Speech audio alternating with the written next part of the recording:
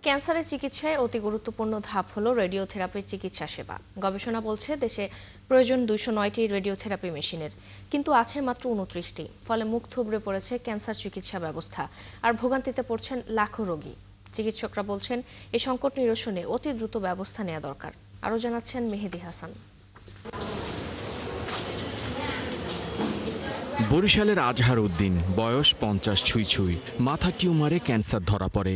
জাতীয় ক্যান্সার হাসপাতালে প্রথমে কেমোথেরাপি, পরে জরুরি হয়ে পড়ে রেডিওথেরাপি। কিন্তু এর মেশিন সংকটে বহু চেষ্টায় 4 মাস পর সিরিয়াল পান তিনি। ততক্ষণে শক্তিশালী হয়ে উঠেছে জীবাণু। 4 মাস পরে আমাদের যখন সমস্যা দেখা দিছে, তখন আমরা থেরাপি দেওয়ার জন্য যে ডক্টর অপারেশন করে তার কাছে গেছি। সম্প্রতি যুক্তরাজ্য ভিত্তিক চিকিৎসা জার্নাল দ্য ল্যান্সেটের তথ্য বলছে বাংলাদেশের 87% রোগী রেডিওথেরাপির সুবিধার বাহিরে, অর্থাৎ মাত্র 13% রোগী রেডিওথেরাপি পাচ্ছে। দেশে ঠিক কোন বিভাগে কত রোগীর জন্য কতটি রেডিওথেরাপি মেশিন প্রয়োজন সেই সঠিক তথ্য কারো কাছে নেই। অনকোলজি ক্লাব নামের স্বেচ্ছাসেবী একটি সংগঠন এমন একটি গবেষণা করেছে। পুরো এশিয়ার মধ্যে সবচেয়ে কম সংখ্যক রেডিওথেরাপি মেশিন বাংলাদেশে বলছে তারা। গবেষণায় উঠে এসছে দেশে বছরে 1,84,000 ক্যান্সার রোগীর জন্য 209টি রেডিওথেরাপি মেশিন প্রয়োজন। সেখানে সরকারি বেসরকারি মিলে আছে মাত্র 29টি। এর ফলাফলটা তাই খুব ভয়ঙ্কর। সর্বোচ্চ 6 মাস ক্যান্সার ইনস্টিটিউটে, আর সাভারের অ্যাটমিক এনার্জি কমিশনে যেখানে সহজে কোনো রোগী যায় না, সেখানেও এখন 2 মাস ওয়েট করতে হয়। আর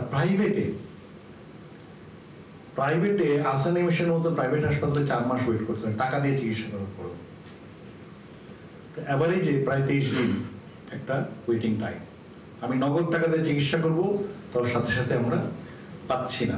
চিকিৎসকরা বলছেন ক্যান্সার রোগের মৃত্যুর হার কমাতে সবার আগে প্রয়োজন সরকারের সঠিক নীতি ও তার বাস্তবায়ন পরিকল্পনা, যেটা স্বাস্থ্য বিভাগে এখনো অনুপস্থিত।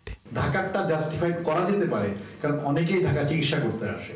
এখন ধরেন আমার খুব রিসোর্স আছে, আমি আমার বাড়ি চিটাগং, আমি এখানে 50টা মেশিন বসাই দিলাম, তাহলে এটা ওয়েস্টেজ হবে। এই প্ল্যানটা আমরা করেছি যে কোথায় কিভাবে মেশিনটা বসানো দরকার সেটা আমরা বের করার চেষ্টা। মেশিন চালানোর জন্য শিক্ষিত লোক, প্রশিক্ষিত এরা যদি না থাকে আমি ট্রেনটা করতে পারবো না। So that's very important. Mehedi Hasan, 71, Dhaka.